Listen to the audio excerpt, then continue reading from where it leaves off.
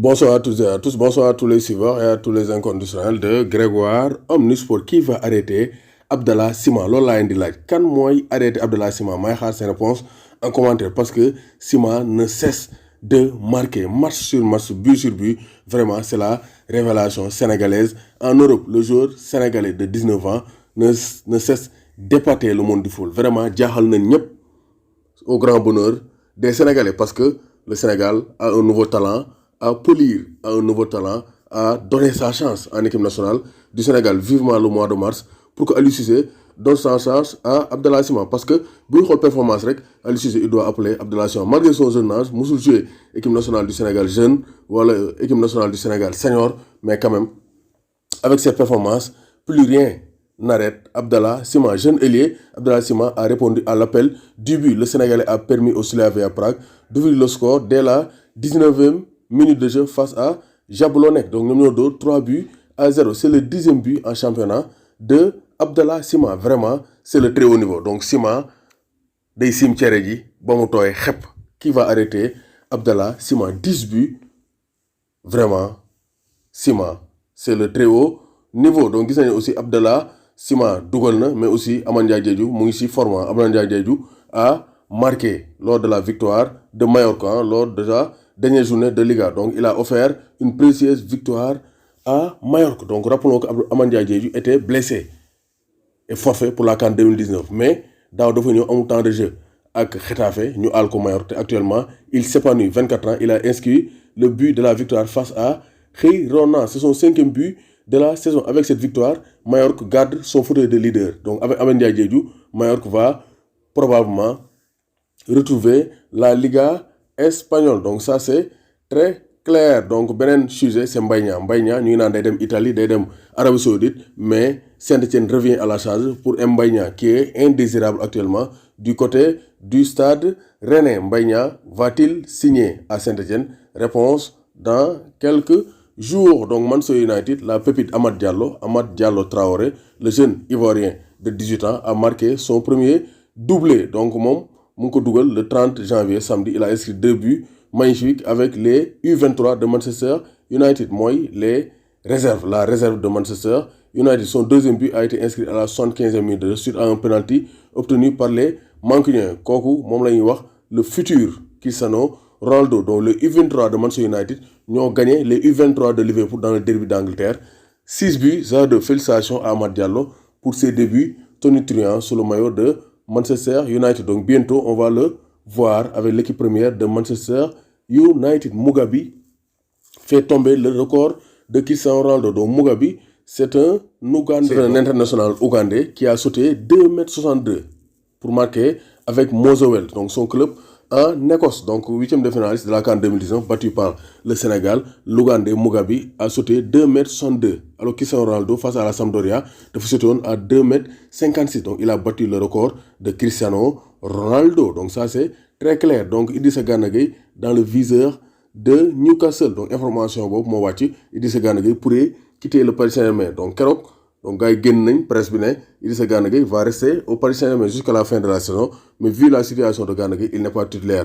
Donc du côté du Paris Saint-Germain, pour un temps de jeu, pour connaître sa saison tranquillement, Gana Gueye donc est visé par le club de Newcastle, le club de Henry CV Newcastle qui a battu ce week-end donc les Toffees d'Everton. Donc pourrait signer donc Idrissa Gana Gueye. D'après l'équipe, le club anglais aurait contacté les dirigeants parisiens pour leur faire part de leur intérêt. Parce que Gana Gueye, il a la cote en Premier League. Donc vraiment, il a la cote en Premier League.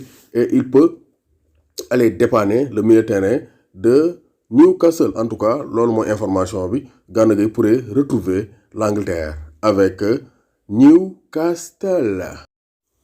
En ce qui concerne le football sénégalais, ñu ñëw ci football local sénégalais bi gis nañ ne Jambar AS Douanes moo ko dóor 1-0, Dakar Sacré-Cœur Pikine 0 partout, mafia bi ko ci bokkul.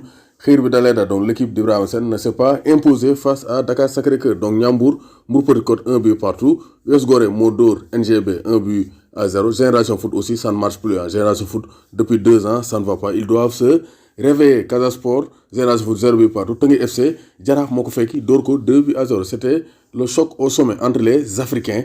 Donc Jaraaf moo fekki Teungueth FC dóor ko 2-0. Une belle opération pour les hommes de Malick Daf Stade de Mbour Cneps Excellence bu Thiès 0 but partout dans le derby thiessois. Donc Diamba toujours premier 10 points. Teungueth FC 10 points. Jaraaf 10 points relégable US Gorée.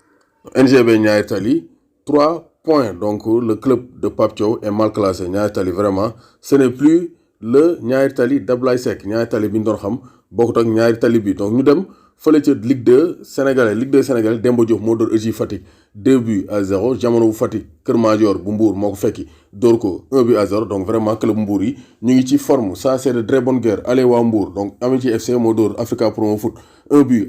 Renaissance moo dóor Thiès FC 2-1. Sonacos bu Amadou Kane dafa nul 2 buts partout ak Port. Guédiawaye FC bu El Hadji Ousseynou Diouf dafa nul ak Duc 1 but partout. Linguère bu Saint-Louis moo dóor 1-0. US Ouakam ñu xool classement bi lan la joxe ci Ligue 2 bi. Ligue 2 bi kan moo jiitu Linguère moo jiitu 13 points comme daaw rek. Donc Kër Madior deuxième 10 points. Amitié FC troisième 10 points. Donc gis nañ ne vraiment Ligue 2 bi aussi neex na trop. Donc ça va chauffer ça va chauffer cette saison en Ligue 2 sénégalaise nationale. Donc national 1 bu Sénégal Renaissance Sportive bu Yoff ak AS Kaffrine dañoo nul 1 but partout. AS Kaffrine de Demba Ndaw Ñaa Alassane Djigo la amoon 1 but partout. Cambérène Kayor Foot moo ko fekki dóor ko 1-0. Olympique de Ngor Gazelle Kédougou 2 buts partout. Walidane bu Thiès moo dóor 1-0. Olympique de Ziguinchor AS Saloum Pépinière Sud moo ko fekki dóor ko 2-0. yéen kay ñekkatoon ay Pépinière bi gañ AS Saloum. Donc Pépinière yi màgg nañ. Donc Yogo ak Étoile Lusitana dañoo nul 1 but partout. Classement bi AS Kaffrine premier 11 points en 5 journées. Kayor Foot deuxième 10 points. Walidane troisième donc 10 points. Donc loolu moo nekkoon les informations du football local sénégalais durant ce week-end. Donc CHAN bi mu ngi doon daw. Donc total CHAN Maroc qualifié na pour les demi-finales. Maroc Cameroun ñoo daje parce que tey on avait le match Maroc ak Zambie. Maroc moo dóor Zambie 3-1. Marocains yi ñoo ko jël bi passé. Donc les Marocains sont en forme avec un but de El Kabi. El Kabi, l'ancien meilleur buteur. Dernière édition, il le meilleur buteur. Donc c'est un attaquant très très prolifique, international marocain, qui marque but sur but. Donc Maroc Modor, donc 3-1. L'équipe de la Zambie. Donc Dembe Gisnene Cameroun qualifié face au Simba, au Lion du Congo. Donc dernier d'or 2-1. Donc moi Congo donc dal ci kaw sen gardien parce que né sen gardien bi Matampi moo maye match bi. Donc Guinée aussi qualifié pour les demi-finales. Donc félicitations à nos confrères guinéens, à nos amis guinéens, vraiment à nos voisins guinéens. Vraiment c'est le football local du baax na. Ils sont qualifiés face au Rwanda de Paul Kagame 1-0 avec un but avec un but marqué par Morlaye Sylla. Donc un très bon joueur. Morlaye Sylla c'est un très bon joueur. Donc Guinée donc demi-finale CHAN yi affiche yi lii lay joxe Maroc Cameroun la Guinée Mali. Maroc Cameroun Guinée Mali mooy demi-finale Coupe d'Afrique des Nations des locaux. Donc félicitations à la Guinée vraiment waaye nañ ne seen football local bi baax na. Sénégal première titularisation et première victoire pour Krépin Diatta sous le maillot de l'AS Monaco. Donc titulaire sur le flanc droit de l'attaque de l'AS Monaco parce que ni ko ko wax tey 4-4-2 le jeu. Sofiane Diop excentré gauche, Krépin Diatta excentré droit. Donc ça peut donner des idées à Aliou Cissé. Donc Krépin Diatta a participé à la victoire de Monaco 2-1 face au FC Nantes. Donc Krépin Diatta joué na ba 68e minute de jeu. Il a laissé sa place à Stéphane Jovetic. Donc première titularisation et première victoire pour Krépin Diatta en Ligue 1 français. Donc il a été crédité d'une très belle rencontre. Donc Krépin Diatta, il s'est déjà imposé à l'AS Monaco. Fële ci Italie, Napoli moo dóor 2-0. Napoli de Koulibaly s'est imposé 2-0 face à Parme, ancien club de Lilian Thuram et de Fabio Cannavaro. Donc Elmas ak Politano ñoo dugal les buts du Napoli. Donc Koulibaly toujours titulaire loolu moom mooy géej gi am na ndox. Donc Koulibaly titulaire dans la défense du Napoli avec une note de 7. Donc il a été propre comme d'habitude avec Kostas Manolas. Fële ca Italie, fële ca Espagne, Messi a marqué son 55e coup franc de sa carrière. Donc Messi a marqué, Athletic Bilbao égalisé, but contre son camp de Jordi Alba avant que Griezmann n'offre les 3 points au FC Barcelone. Donc belle victoire du FC Barcelone 2-1 qui revient à la hauteur du Real Madrid parce que Real dañ ko dóor 2-1 Levante moo ko dóor donc Atlético 50 points avec un match en retard 19 matchs joués Barça deuxième 40 points Real troisième 40 points Séville quatrième donc 39 points donc la hiérarchie s'est rétablie. Atlético moom ak Suarez auteur d'un doublé ñoo dóor 4-2 Cadiz avec un doublé de Luis Suarez donc 14 buts cette saison. Suarez est le meilleur buteur de la Liga espagnole doomu Gaynde Njaay warul tiit warul ragal fële ca Grèce Olympiakos Pape Abou Cissé ak Ousseynou Ba ñoo dóor Apollon Smyrnis 3-1 Ousseynou Ba titulaire dans la défense léegi Pape Abou Cissé dañ ko àll